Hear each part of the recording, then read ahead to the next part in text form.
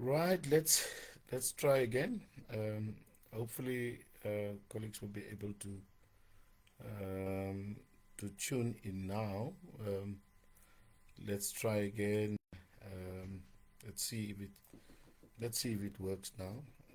Um, just let me know if you guys are able to log on now.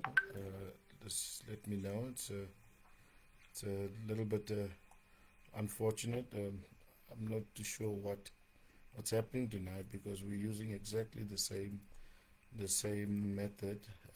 Just let me know. Let me know if you guys are. Let me know if you are in.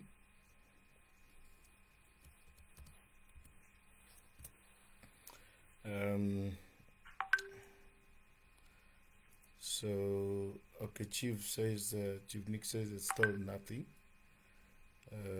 So I'm not sure what's happening, but okay. I can see there are two viewers there. All right, so there is right. Um, let's just let's all wait for some of the other colleagues. Looks like we looks like we're getting in. Um, um, uh,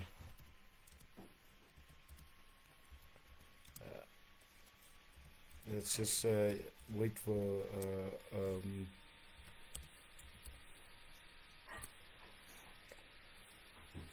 until we get a proper feedback. It looks like Danny is in. Welcome, Danny. Looks like okay, Almar is in. Good evening, colleagues. Yeah, it's going to be a very exciting discussion tonight. It's unfortunate that we don't have the interactive discussion tonight, but let's get let's get let's get going. Let's get going. Okay, so people found the right video and the right connection. So tonight, what we're going to be doing, we're going to be getting back into the discussion um, um, on our visit to the United Nations in April. As many of you know, that we've visited the United Nations, what is called the Permanent Forum, United Nations Permanent Forum on the indigenous issues. But what we want to do is we want to backtrack a little bit tonight, uh, because there is you cannot talk about United Nations report, outside of first understanding the issues on recognition, because partly what is supposed to happen is we really seriously looking at recognition. And so even going to the United Nations is about recognition. It's about fighting and fending for ourselves. It's about making sure that we get that which is rightfully ours. And so therefore the conversation at the United Nations is so important. And so what we want to do tonight is we want to take a few steps back, and we want to begin to take you on a journey with us so that you can understand what it is that we are supposed to have. What access, what is this recognition all about? Because that's the conversation that we were having this year at the United Nations. And particularly the focus of the United Nations this year was the implementation of UNDRIP. Now, for you who might not know what UNDRIP is the United Nations Declarations on the Right of Indigenous People. And so this year, the United Nations, in particular the indigenous people, together with the United Nations, were focusing on the implementation of UNDRIP. And so that's the conversation that we need to have. But we cannot talk about UNDRIP or the implementation of UNDRIP in a vacuum. We have to take a couple of steps back, and then we have to begin to understand first Where does all of this take place? Now, here's some of the very, very important issues that a number of our people have been left outside. We want to thank some of our leaders who've come on here tonight. I can see some of the astute leaders who are joining us tonight. I mean, Dr. Neville Felix, the leader Martinez Base, leader Nick, leader Abdul, and a number of Judge Elmer Tais, and there's a number of people who've come on board tonight to come and then support the discussion tonight. So what is important for us is to understand, when you say you are going to recognize the San and the Khoi people, there are a number of things that must be considered even before you take on to any platform of recognition. And there is some major misconceptions and misunderstanding as far as the indigenous people of South Africa is concerned and their recognition. So what the government wants us to believe, they want us to believe that recognition of the San and the Khoi people starts with you submitting yourself to a process. That's what the deputy minister in Kokta has been saying, that if you want to be recognized, you must come forward and you must present your case at Kokta, right? The commission rather on Khoi-San matters. Now it is absolutely bizarre. It doesn't start there, because there's a number of missteps that government has taken, and those are some of the issues that we need to talk to tonight. Thank you to Leader Abdul and Leader Danni and those people who have been joining us tonight. But let's get into the conversation tonight.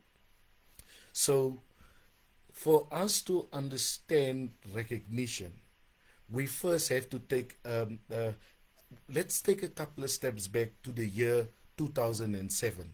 All right, in the year 2007, the South African government voted in favor of what is now called the United Nations Declaration on the Rights of Indigenous People. Simply put, we call it UNDRIP or UNDRIP, UNDPIR, right? UNDRIP, DRIP, United Nations Declarations on the Rights of Indigenous People. So this was a process of the United Nations, including in particular the indigenous people of the world, and that process came to be adopted by member states in 2007. So very, very interestingly, when they drafted or when they crafted what is called the Traditional Khoi-San Leadership Act in South Africa, Act number 3 of 2019, they used this act and said this act is now going to recognize the indigenous, is going to recognize the Khoi and the San people of South Africa. So now, but remember, in 2007, the South African government agreed to what is called UNDRIP. Now, what is UNDRIP?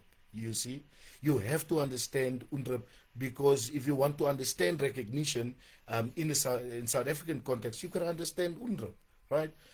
South Africa adopted UNDRIP in 2016. They voted in favor of UNDRIP in 2007. In 2014, they went back to the United Nations, and what did they do? They affirmed their commitment to the implementation of UNDRIP in 2007. That means in 2014. That means that is 7 years later.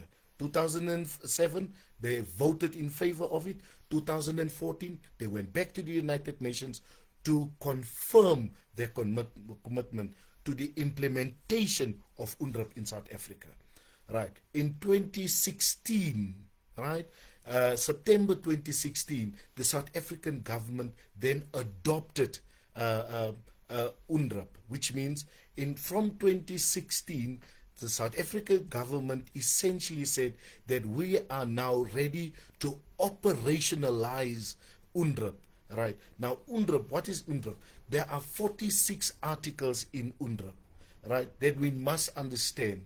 Now, the government has adopted UNDRIP in 2016, which means they are saying that we are now going to implement UNDRIP. UNDRIP there are 46 articles, and UNDRIP speaks about the most basics of indigenous people's rights within a state, right?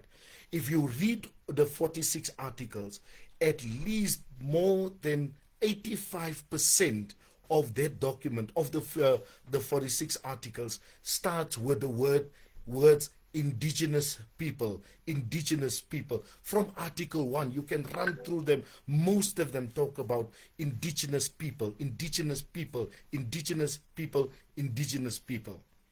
But when the South African state developed what is called the Traditional and Khoi-San Leadership Act of 2019, which was signed in 2019, the 20th of November 2019, guess what the Act is saying?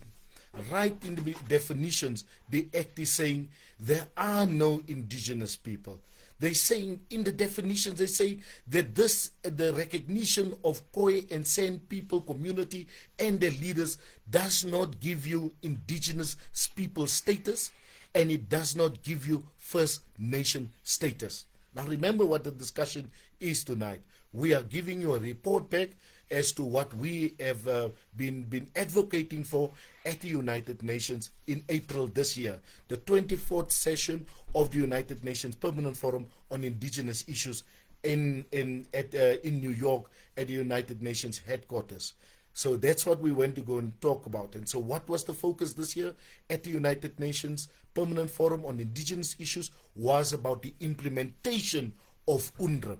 So that's the reason why we're taking you back a little bit, so that you can understand what are the real issues at play. What's really the discussion, or what should the discussion be all about?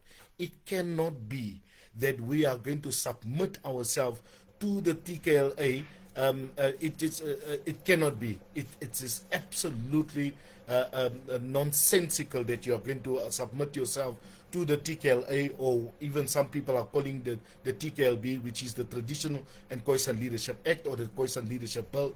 It just does not make sense. And why? Because South Africa has agreed in 2007 that the 46 articles of UNDRIP will be the basic criteria which they will adhere to as far as indigenous people are concerned. When they brought the law in 2019, when they brought the law about in 2019, what does the law say? The law say there are no indigenous people. The law say not only do we not get indigenous status or people status, we also do not have First Nation status. That's what the law says under the definition of this legislation. There is just no way. It just doesn't make sense that any of our leaders can then go and then encourage people to go submit themselves to the what is called the Commission on Khoi and San Khoi-San matters, and you're going to submit yourself. The question is, what are you submitting yourself to? Because if you do not understand what the South African government has committed to, then it makes sense if you're going to go and submit yourself to the Commission on Khoi-San matters. It makes sense because you do not have any understanding whatsoever, and therefore you submit yourself to the Commission on Khoi and San matters. Now there are a number of people who continue to encourage our people to go and submit themselves to the Traditional and Khoi-San Leadership Act of 2019. It cannot be, colleagues, and we're going to tell you for a number of reasons why we can't submit ourselves to it. Now, if you read UNDRIP, some of the very first things that that the document says, and this document comes from the 13th of September 2007, where South Africa has voted in favor of UNDRIP. And this is what the UNDRIP say, at least in its preamble. At the opening of the document, it says the following: the General Assembly, guided by the purposes and principles of the Charter of the United Nations, and good faith in the fulfillment of the obligations assumed by the states in accordance with the Charter, affirming that the indigenous peoples are equal to all other peoples. Listen to this. This is what the South African state has affirmed to. They've agreed to this. They have adopted this. They have signed this. They have affirmed the following, affirming that the indigenous peoples are equal to all other peoples, while recognizing the right of all peoples to be different, to consider themselves different, and to be respected as such. Affirming also that all peoples contribute to the diversity and richness of civilization and cultures, which constitute the common heritage of humankind. Affirming further that all doctrines, policies, and practices based on or advocating superiority of peoples or individuals on the basis of national origin or racial, religious, ethnic, or cultural differences are racist, scientifically false, legally invalid, morally condemnable, and socially unjust. So the South African state has agreed, or rather has affirmed, that everybody is equal. They've agreed that any policy that is going to make one group of people more superior than the others, that is it is racist, it is scientifically false. They have said it's legally invalid. They say it is morally condemnable. They say it is socially unjust. Now that's exactly what the TKLA has been doing. The TKLA has been giving the Bantu and Nguni people superior rights and superior standing to that of the San and the Khoi people of South Africa. And they want us to submit to the TKLA, but yet they have agreed in UNDRIP as the most basic framework of justice for everybody, especially justice and equitable access to the indigenous San and Khoi people of this country. They've agreed to that. And what have they done in law?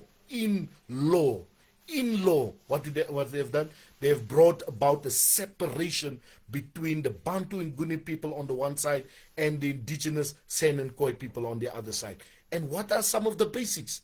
People who want you to go and submit yourself to the commission and you must be recognized by this commission. But what are the basic violations that came through, that comes through this act, right? This act is saying that the Bantu and Nguni people have kings, the Bantu and Nguni people have queens, the Bantu and Nguni people have chiefs, the Bantu and Nguni people have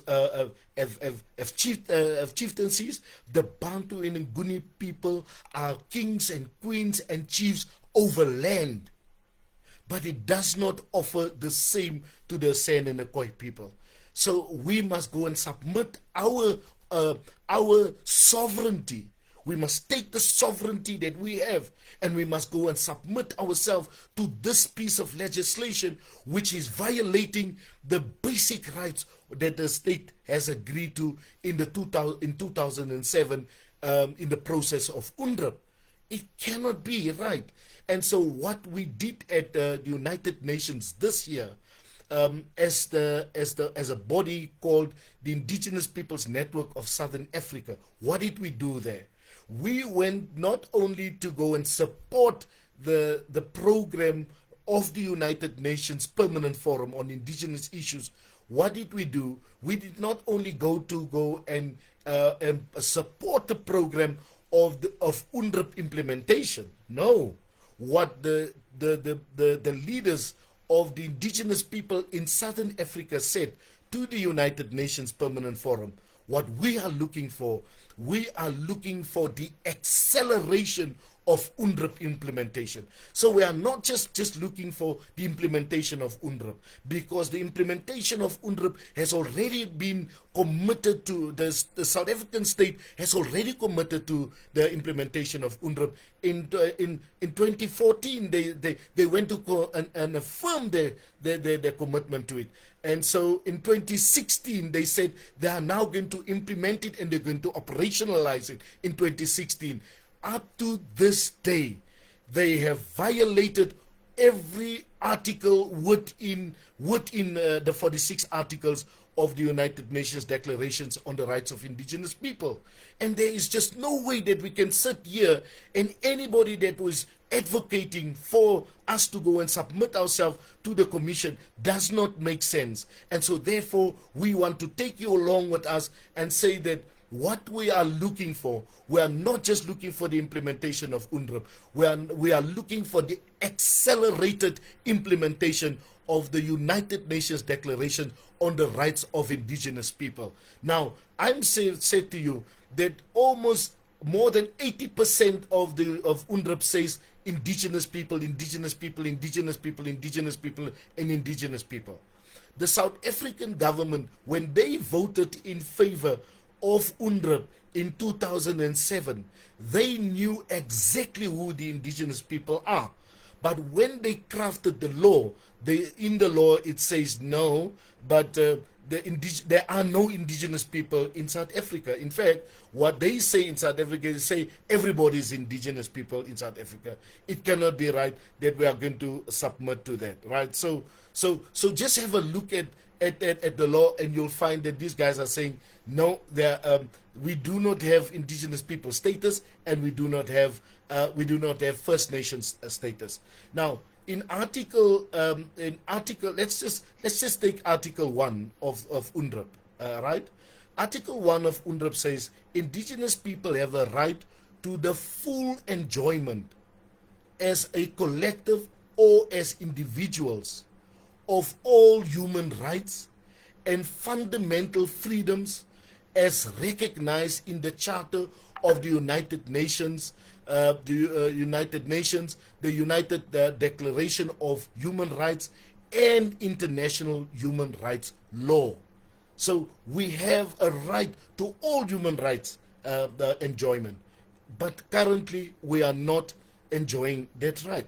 Now I want to speak, there's a number of people who have been challenging me on the legality or whether UNDRIP is legally binding or whether UNDRIP is not legally binding. Let's address that issue. The question is, and a lot of people have been asking, is UNDRIP legally binding? Now let me show you what the African Commission and the African Court has done not so long ago. There's a community called the Ogik community out in Kenya, and in 2010 something extraordinary happened. In the year 2010, something extraordinary happened, which we thought for the longest time that UNDRIP is not legally binding. Now, if you go and you Google and you put it into Google, you will find that they say that UNDRIP is not legally binding, right?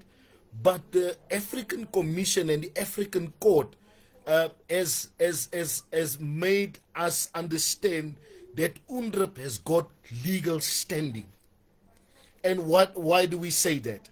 UNDRIP has got legal standing. Why do we say that? Because what did the Ogik community do? The Ogik community went to the African Court, and what did they do? They went to go lay a charge against the Kenyan government, right?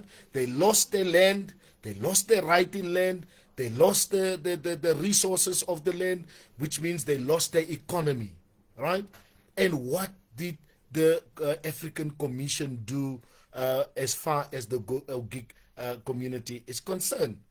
the African community then restored restored the Ogik community. So what happened? In May of 2017, as the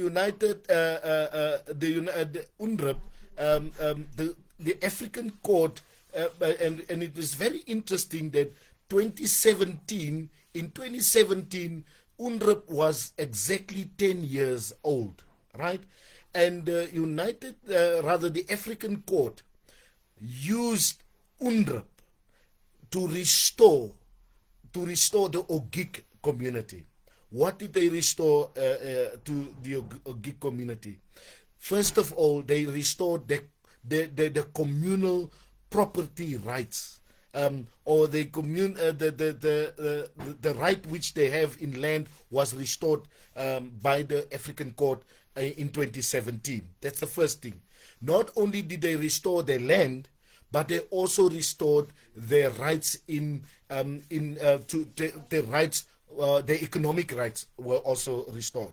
They were restored back to the land, the economic rights were restored, and all the cultural practices that they were practicing on the land, they were given access to land. We now know, because we're speaking to some of the lawyers in that community, we're speaking to them at the moment. But I can tell you now that they're also having a little bit of challenges as far as the full restoration of the land is concerned. But we now know that UNDRIP has been used has been used in the African court or the African Commission.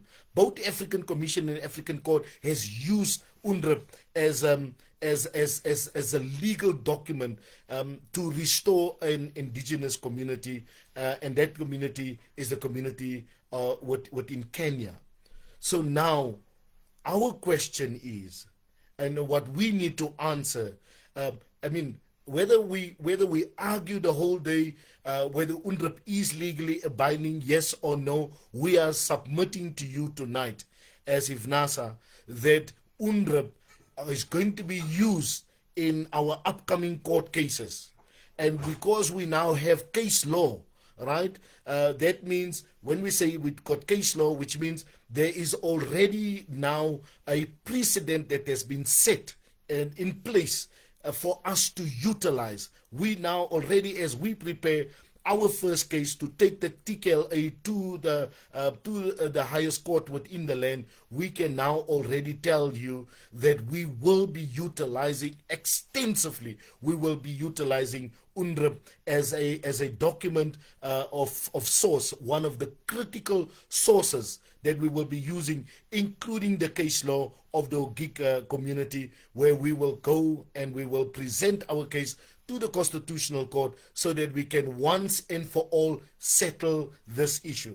The question is, if you go and you submit yourself to the commission, so there's more than 130 communities and leaders who went to go and submit themselves to the Commission on Khoi-San matters to be supposedly recognized. The question is, what recognition are we talking about? What recognition are you going to get? Because the Bantu and Nguni people are getting recognition in land. They want to recognize us or give us recognition as leaders over people. What about the land? We lost our land. We lost our economy. We lost the resources. We lost the productive, the productive sector. We lost our right in owning the means of production. And until you understand what we have lost, and until you understand that we have lost the means of production, how can we go and submit ourselves to a law and to a process which is unjust, a process which is prejudiced, a process that does not even give us equitable access, a process that does not talk about the restitution of land and land rights and economic rights which we have lost before 1913. Because remember when we wrote to the Commission on Khoi-San Matters. The Commission on Khoi-San Matters told us we cannot give San and Khoi people, we cannot give them rights to be kings and queens. We cannot give them rights to be royal family. We cannot give them rights to have chiefs.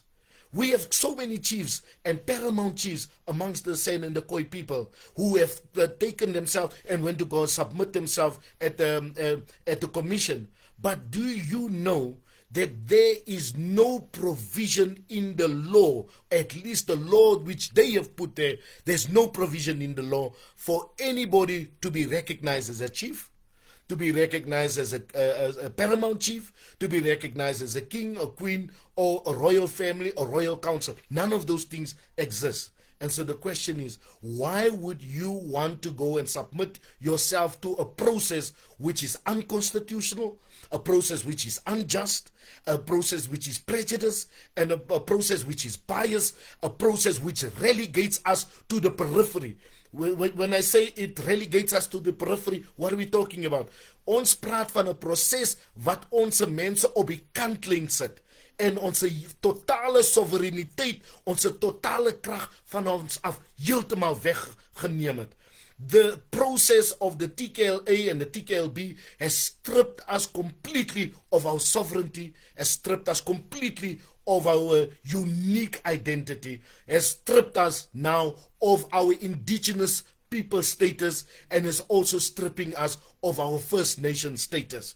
Before you get excited, before you say, no, we've got a foot in the door, you have to understand what you're talking about. You've got to compare apples with apples. There's no way that we can be sitting around here and we are going to be excited about this piece of legislation and so on. So, no, absolutely, we are absolutely not going to even entertain. We cannot entertain this process, colleagues. This is what we have put forward also at the United Nations. We have been saying to the United Nations what we are calling on the South African government. We have called on, and we are now reporting back to you.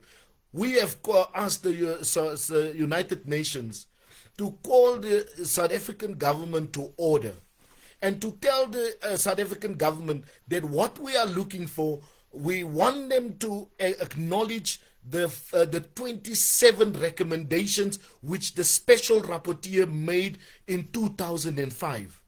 And what are some of those recommendations? I mean, just the basic one which we will consistently advocate for on these platforms. The United Nations Special Rapporteur, 20 years ago, this year will be 20 years ago, the United Nations Special Rapporteur already made a recommendation. And what are some of the most pertinent recommendations the Special Rapporteur made? The Special Rapporteur told the South African government that you must constitutionally recognize these people. That's what we're looking for. We're looking for constitutional recognition. We are not looking, we cannot even begin to talk about a law which has got no legal standing within the Constitution. Now the question is, which the South African government must address. They came up with what is called the Traditional and Khoi-San Leadership Act, Act number 3 of 2019. The question we have here at IFNASA, where is this act coming from? Where is it born out of? Remember, there is no act that can just exist. There is no act that can just exist outside of the Constitution. So the section within the TKLA/TKLB that supposedly recognize the San and the Khoi people, we are asking, where does it come from? Where does it emanate from? Where does the act derive its power? Because every act must derive its power from the Constitution. If anybody comes out to say that the act derives its power from chapter 12 of the South African Constitution, it cannot be that chapter 12 is the source of the Traditional and Khoi-San Leadership Act as far as the recognition of the San and the Khoi people are concerned. Because what is chapter 12 of the South African Constitution? Chapter 12 of the South African Constitution is clearly telling you, even the name of the chapter is telling you, it is the traditional act. It is referring to traditional people. Now, if somebody says no, but that's the same act that's going to recognize us, the question is, in the formulation or the title of the act, it clearly states they're talking about the Traditional and Khoi-San Leadership Act, Act number 3 of 2019.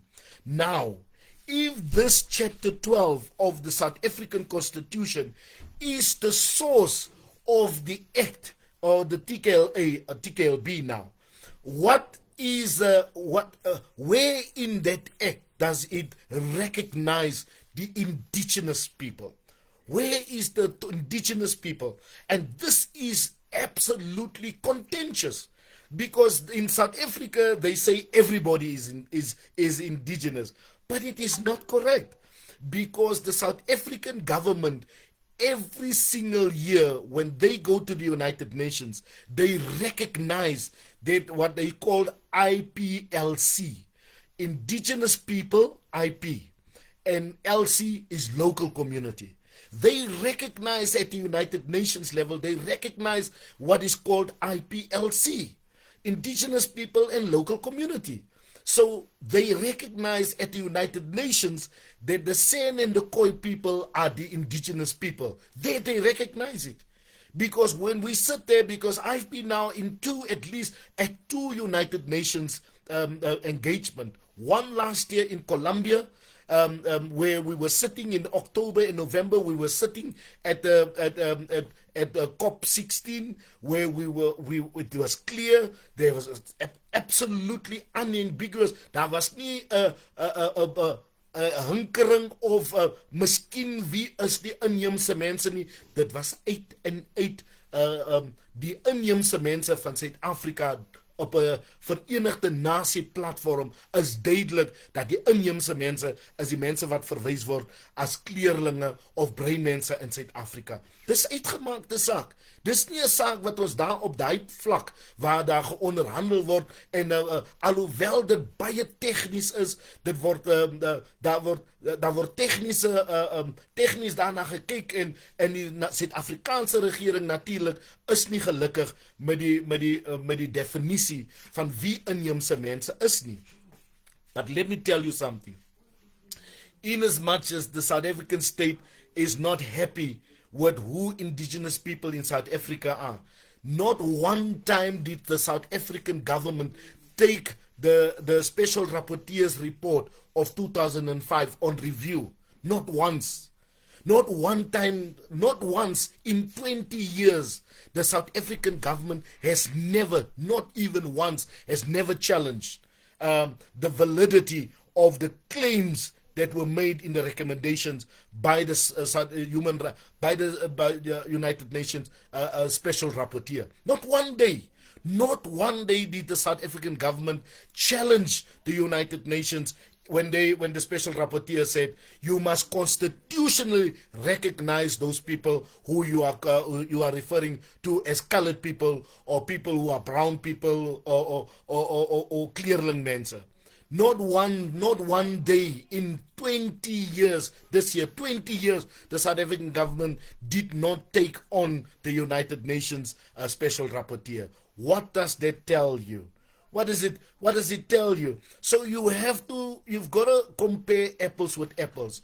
When you are advocating for us to go and submit ourselves at a process which is unjust, a process which is ill-conceived, a process which does not make sense, and you want to go and submit ourselves to that process, we are saying to you that respectfully, you must go and read your mind, because it clearly tells us if you want us to go and submit ourselves to the Khoi-San, the Commission on Khoi-San Matters, that you do not understand what you have in your hand.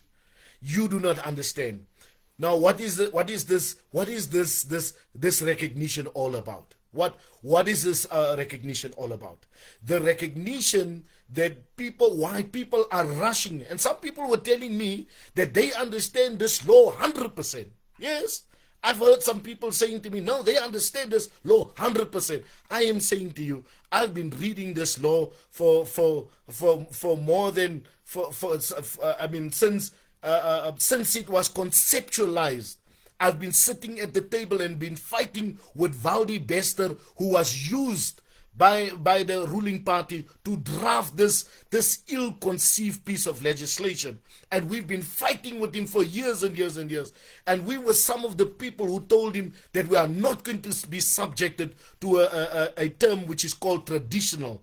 And then we told them, you've got to include the name Khoi and San. And we did that with good purpose, because we knew that there is no source within the Constitution for this piece of legislation, and that we will ultimately go to the court, and we are going to contest this thing which is now called a law that must recognize the indigenous people of this country. What is this about? For many of our leaders, it is really about making sure that some of our leaders are recognized, all right, whatever that recognition means, because remember now that they do not get recognition on land or inland. They do not get recognition in terms of the resources. The resources which belongs to our people, our indigenous ancestors for ages, for time immemorial. We were found on this piece of land. But this legislation does not give us any recognition in land. So how can we sit around here? You're going to be happy with a recognition that does not give you recognition in land. It gives you recognition over people. Where are those people located, right? So no, it cannot be that we're going to be sitting there and we are going to surrender our sovereignty. We're going to surrender it to a process which is ill-conceived and illegitimate and even unconstitutional as per the South African Constitution, right? No, it is not. It's absolutely correct what Dion Conradi is saying. It's an absolute genocide that continues in full view of the free world. The entire world all over can clearly see there's a genocide that is meted against the indigenous people of this land, and this government wants us to be happy, and we must just go simply submit ourselves to something which is absolutely unfounded. It's ludicrous. It cannot be that we must go and submit ourselves to this piece of legislation, right? So Charles Muhammad is saying, no, they know the Khoi and the San are the indigenous. They just don't know. They just don't want to know. Yes, Charles, they know who the indigenous people are. They just trying to play games and fool around. Setup Holdings is saying ANC is going down the ground. You go see it. Elmri Tice is saying they know that they cannot challenge who's the indigenous people. Richtersveld court case is abundantly, absolutely right, Elmri Tice. The Richtersveld court case, if you are in doubt, colleagues, for those leaders of our leaders who are sitting around and says, no, I just want to be recognized so that I can get a 30,000-40,000 rand every month income. We've got news for you. You are not going to get that money. You are not going to get that money, because we are going to go to the Constitutional Court as IFNASA, and there's a host of leaders who are joining in. We can tell you now for certain. There's a lot of chiefs who has called us this week. There's lots of individuals. There's organizations who are coming forward and says, we are supporting the constitutional challenge of IFNASA, and they are going to give you mandates.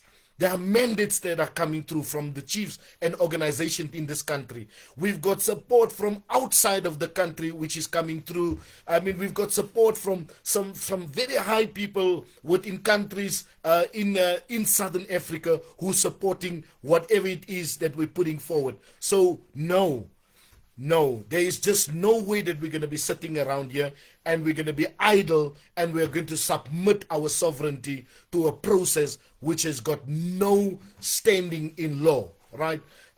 There's Patrick Dunn that says UNDRIP is defined in section 6, right?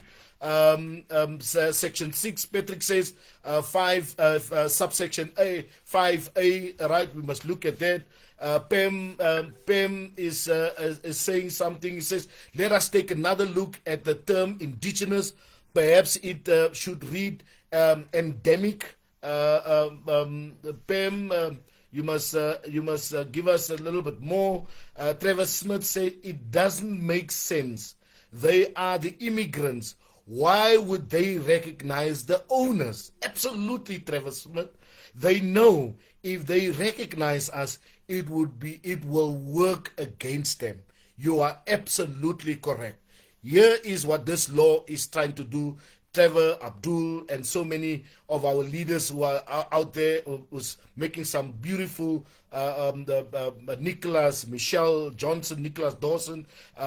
Nicholas is saying those who submit themselves must be legally challenging as well. Absolutely, Nicholas. Those who when to go and submit themselves, the question is, why would you go and submit yourself to a process which is ill-conceived, which is unconstitutional, which is prejudice against the people of the land? Michelle Johnson is saying they haven't challenged it, but in the same breath, there is absolutely no compliance.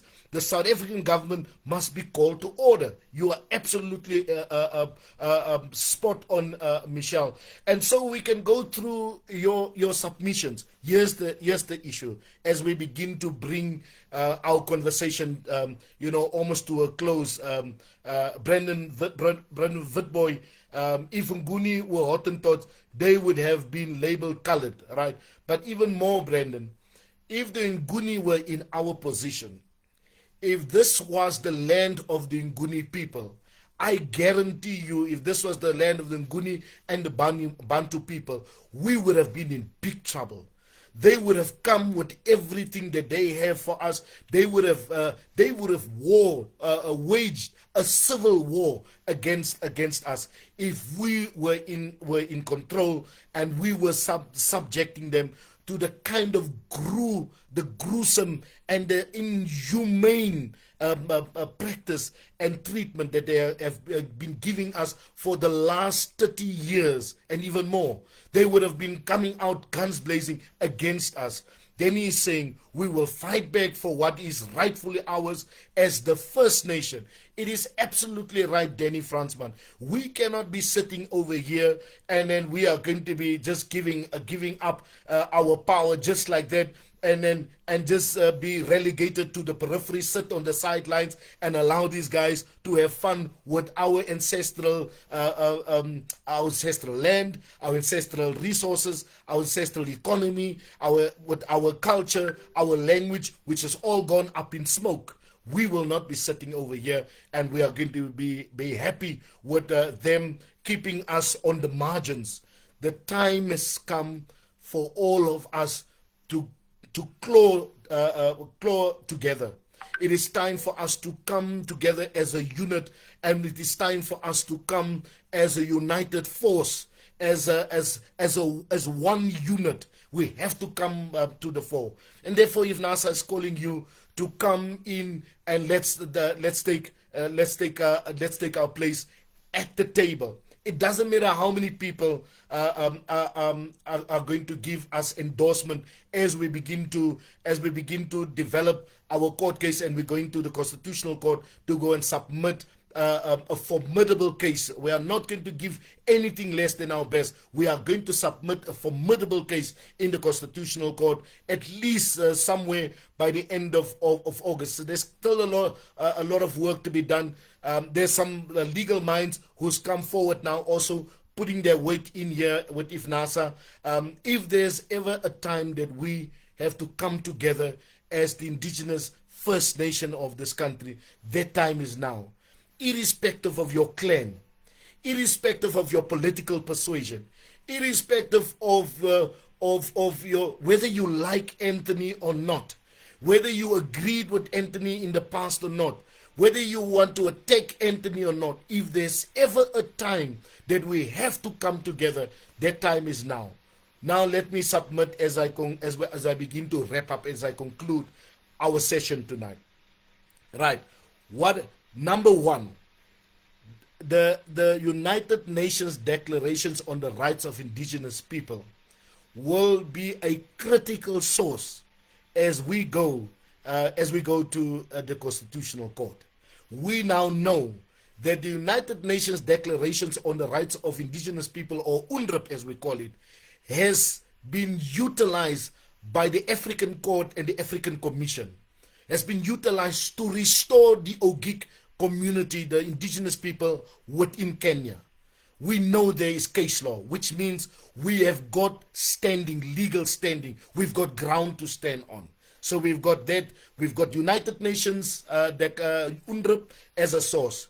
We've got the Ogiek case, right? We've got UNDRIP. We've got the Ogiek case as case law. What else do we have? You heard Elmarie Thys saying there, our esteemed legal mind, saying that the Richtersveld court judgment. I don't know if you have ever read through the Richtersveld court judgment. Do you know that the Constitutional Court of South Africa has already restored indigenous Nama people of the Richtersveld? The Constitutional Court of South Africa has restored the Richtersveld community, which is largely a Nama community. And the Nama community, what did the Constitutional Court say? The Constitutional Court says, when you interpret the law, you must interpret the law through the prism, which means through the lens of indigenous law. Our people don't know that there is indigenous law. Our people don't understand indigenous law. Our people just think, no, we are just a bunch of colored people and that's it. They do not know that the Richtersveld community in the Northern Cape has been restored in law, legally been restored to their land. And it is their ancestral land. Now that land, they have owned that land even before 1913. Way before 1913, when the British Crown annexed that land in the 1800s. That land was restored to them because they lived on that land. And what did the Constitutional Court say? The Constitutional Court said, these people lived on land. Not only must their land be restored, but you must also restore their rights to their mineral rights. So therefore, when you look at the Richtersveld community, it is just painful that our community, particularly a largely Nama community in the Northern Cape of South Africa, it is just a pity and it's painful that many of those people there in the Richtersveld up to this day are not enjoying the fruits of their land, are not enjoying, I'm talking about substantially and substantively. I'm not talking about a little bit, somebody's getting something here or getting some kickbacks here or just something on the surface. I'm not talking about that. Many people might say, yeah, but we're getting something on screen, I don't eat and so on. I'm saying to you, unapologetically and without fear of contradiction, that the large majority of the Richtersveld community in the Northern Cape, and which are largely a Nama community. There are also other people. There are also Griqua people there in around. There are also San people in around in the Richtersveld. But to a large extent, I am submitting to you tonight, and we are submitting as a team, because I'm not just by myself. You'll see very soon we are now busy creating a new platform. Probably in the next week or so, the new platform will be available, where you will be able to engage us and will be able to talk to us on the new platform. Hopefully by next week or the week thereafter, the platform will be settled, so we can have a proper conversation, so that it's not a monologue. It's not just one person talking, but we are all talking. We're talking together. So just watch. There's every Sunday evening we will be coming to you live, and we will be talking to you about all the various pertinent issues. Right? We're bringing the conversation to a close tonight. we're submitting to you that the Richtersveld community is really a court case that we must go and study thoroughly. Go read the depth, go read the court judgment. The court was saying, first of all, you must restore the people's land. Second, we must restore the rights, the mineral rights. Restore their mineral rights, which means when you restore the mineral rights of the community, what are you restoring? You are restoring the economy, because mineral rights is equal to an economy. So you are restoring the people. So not only must you restore the land, you must restore the mineral rights, you must restore the economy, but you must also restore the right, the cultural practices, etc. When you restore them. We have not taken the time, colleagues, and thank you very much for your participation here. And then for the robust engagement on the side here. We have not been sitting over here and thoroughly engaging what is in our hands and what our real power is. Anybody who's asking you to go and submit yourself under the process of the Traditional and Khoi-San Leadership Act is asking you to sell out your power, is asking you to make yourself subservient to a process which is absolutely unjust. Anybody who's asking you to go and submit yourself to a process called the TKLA, or go and submit yourself to the Commission on Khoi-San Matters, is asking you to violate yourself. Not only are they asking you to violate yourself, they are asking you to give up your sovereign right to your sovereign land. That's what they're asking you to do. They're asking you to give up your sovereignty. They're asking you to give away your power. They're asking you to just take just the crumbs and just be happy because 1 or 2 or 10 or 20 of our leaders will be recognized, will be getting 30, 40, 50,000 rand a month. But what about the people? The people lost their land. The people lost their economy. The people lost their language. The people lost their identity. The people lost their culture, their heritage. They lost their existence. And you want us to submit our sovereignty, that which we have lost. You want us to go and submit ourselves to a process which is absolutely absurd and is biased against us. That's what we have gone to do at the United Nations. That's what we have gone to go and submit to the United Nations, to go and tell the United Nations that we have been asking this government for the longest time, that what must we do? That we go and we ask this government to get to their senses and to constitutionally recognize the indigenous First Nation of this land. There's no way that we're going to give up our power. And so we're calling upon you, every one of you, irrespective of where you find yourself, in terms of clan, in terms of organization, in terms of politics, in terms of political persuasion or ideological persuasion, we humbly call upon you. Let us take hands. Join the fight with IFNASA. It's not even IFNASA matter. This is a nation matter. It cannot be a matter of just one organization or one institution as we call IFNASA. This indeed is more than just, it's more than just about one group of people or one institution or one organization. Absolutely, Mr. Mokgodu. Mr. Mokgodu is the Secretary General of the Indigenous Peoples Network of Southern Africa, who is located in Botswana, from the San community, who is also live here this afternoon with us. And he's saying that the world is behind us. That's the kind of support that we have, not just in South Africa, but around Southern Africa and the world. Chief Titi Dao is saying, thanks for the update. Thank you, Chief Tuti Dao. Martinez Base is saying, we support you wholeheartedly and will endeavor all efforts to the cause. Absolutely. So what is it that we're looking for? There is Marius Lowe says, you are so right. There is Lalene Abrams is saying, thanks for the update. Elmer is saying, the people lost their dignity. So colleagues, there's Jackson Arendt saying, in een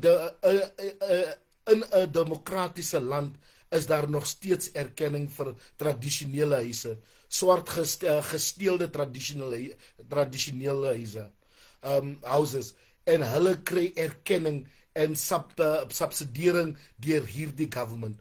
Ons tradisioneel house kort erkenning en die wat dit gesteel het, moet bekend gemaak word. Hier is het. Ek moet nou ongelukkig hierdie gesprek vanaand tot 'n einde bring. Onthou nou, ons is lewendig vanaand.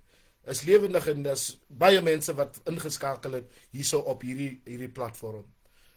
Is baie belangrik dat ons die verskil moet verstaan van tussen tradisionele leiers en inheemse leiers.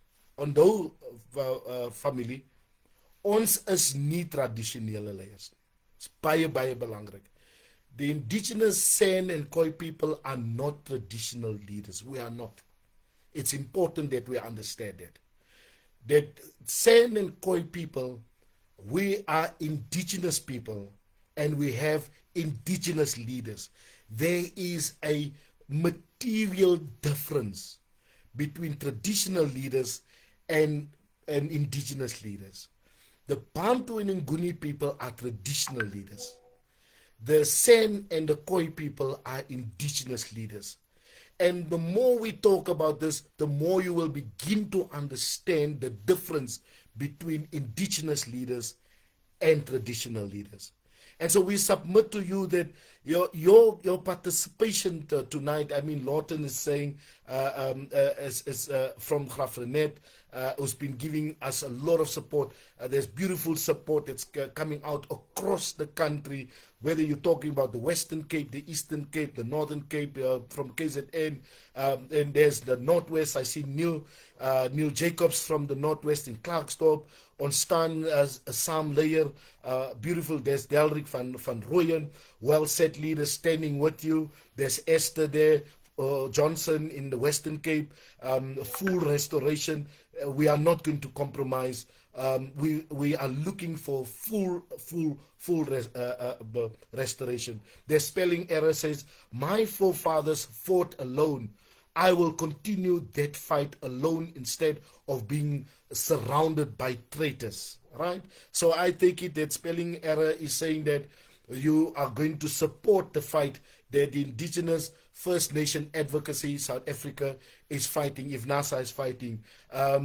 Benjamin is saying that you are a native Aboriginal, you colored Griqua, and we still restore our nation. There's Dion Conradi says, we see all the evictions and injustice against our people. We must unite and mobilize all the Aboriginals, the indigenous people, so-called colored and Malays, yes, all Khoi-San tribes, and let us take hands. We must stand together, unite as one. Peter Joshua is saying that, keep up the good work, leader. We cannot stop now. Our ancestors paid with their lives, and we have to arise now. Adam Tuss is saying, the prophetic concur. David Leonard is saying, we must not be sellouts. We should come together and unite against the power that be. Amase. Esther say 100% not traditional. We are cultural people. Esther, we are cultural people, but more importantly, we are the indigenous people of this land. We are the indigenous First Nation of South Africa. Danny is saying the copy of this live will be reposted on Facebook. Please, with Danny, we are asking you to repost this and share this live tonight. Wherever you go, let us share this. Trevor Smith is saying, Can the TKLB be scrapped in its entirety? Now, Trevor, that's the discussion here tonight. We are giving you a report back of what we submitted at United Nations. And what we submitted at United Nations, we were saying to the United Nations in April this year, we are saying that we want the South African government to recognize us in the constitution of this country, because that is what the United Nations recommended 20 years ago. This year, 2025, will be 20 years ago when the United Nations has recommended to the South African government that they must recognize us constitutionally. They don't want to recognize us constitutionally. That's the reason why they came up with this act, which is called the Traditional and Khoi-San Leadership Act, Act number 3 of 2019, because they just simply refuse to recognize us within the Constitution. But guess what? We have not given up. We have not surrendered our sovereignty. We will never surrender our sovereignty. Not to a TKLA, not to a TKLB, not to a Commission on Khoi-San Matters, not to the Department of Cooperative Governance and Traditional Affairs, not to the South African government, not to this president. We will not give up our sovereignty. We are a sovereign people. We have got the right to self-govern ourselves. We've got the right to be restored, and we will be restored. But we call upon you to join forces with IFNASA. If you agree with IFNASA, what we want you to do, now we're calling you to action as we conclude. We are calling each and every one of you, first of all, we want you to take this message, this recording, share this recording on your page, wherever you, on your WhatsApp, all over the place. Go and share it. Now we're talking about action. Number one. Number two, we are calling on you to send us a letter to our email, ifnasa2016@gmail.com. Send us an email there in support of what we were discussing here, where in that email you are saying, we and I, and you put your name, your surname, your address, your ID number in there, and you say, I will not surrender my sovereignty, and therefore I give IFNASA my full support with this court case that is which is looming, will be in the Constitutional Court. So that's action number 2. Action number 1, you share this video. Action number 2, we're calling upon you to send us your letter, your email to ifnasa2016@gmail.com. ifnasa2016@gmail.com, right? Send us an email there where you're supporting this action. Number 3, that you go out there and you help us mobilize the people on the ground. Mobilize your community. If you are not in any structure, if you are not in any organization, or you are not in any institution, we are calling upon you, including there where you see Paulus from the United States is also coming forward and says he agrees. And so he's speaking from the globe, he's speaking from outside of the country, those of our people in the diaspora. So what are we asking you to do? We are asking you to come, and we want you to get involved in IFNASA. Wherever you are in the country, if you must help us mobilize the community in your, because there's a number of people who's asking us, please send us information so that we can mobilize our people in this local community, where we can develop the IFNASA clans, the IFNASA community, the IFNASA collective, wherever you find yourself, that you will be part of the people who will organize in your community. And so therefore it's important that whatever you do, go out there. Number 1, share this video. Number 2, go out there and then send us an email to ifnasa2016@gmail.com that you are in support of the upcoming court case. You are support of the work of IFNASA. Number 3, if you want to get involved, we are calling upon you to organize your local community. Let us take hands. Let's push back. There is just no way that we will submit our sovereignty to a process which is unjust, a process ill-conceived, a process which does not make sense. You cannot be a leader without land. You can't be a leader without the resources. You can't be the leader without your culture being restored. You can't be the leader of the Khoi and the San people without your language and your culture and your heritage being formally recognized. We will not submit our power to anyone and to anybody who does not recognize us in the Constitution and who does not recognize our land rights and who does not restore our land, does not restore our economy, does not restore our language, does not restore our culture, does not restore our heritage. Colleagues, thank you very much for tuning in tonight. This is where we sign off tonight. Thank you for the support that you continue to give IFNASA. Drop us a mail.